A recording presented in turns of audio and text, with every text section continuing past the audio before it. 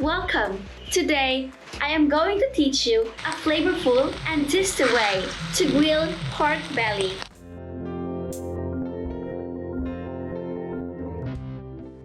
Grilling is one of the simplest types of cooking. The grilled pork belly tastes better if it is grilled over charcoal and you see the skin is burning. To make this recipe, we need the following ingredients: 1 slab of pork belly, 2 tablespoons of vinegar, a half teaspoon of ground black pepper, a half teaspoon of salt, a half teaspoon of brown sugar, 1 teaspoon of soy sauce, 4 cloves of garlic, minced, and 1 calamansi, all nice and sliced. This dish is great accompanied by traditional Philippine dipping sauce. If you are interested to learn how to make that flavorful dipping sauce, be sure to watch this video.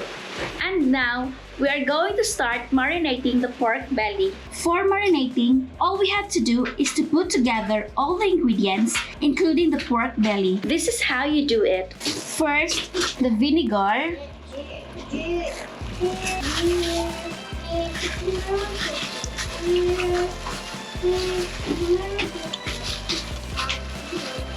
Next is the minced garlic.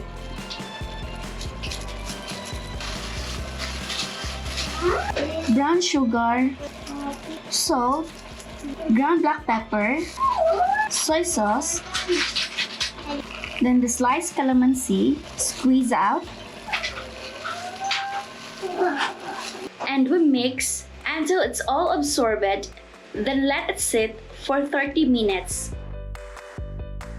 Now that our pork belly mixture has marinated for the 30 minutes, we will now put on the grill.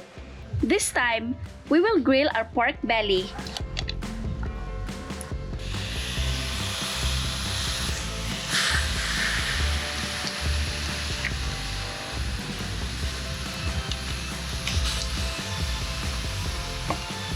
We need to cook the pork belly for 8 to 9 minutes on each side.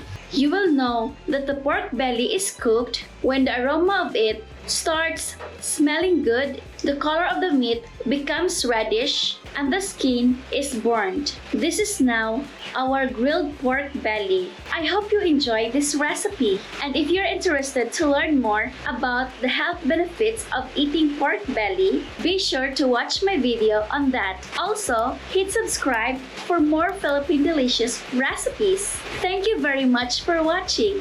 Have a great day!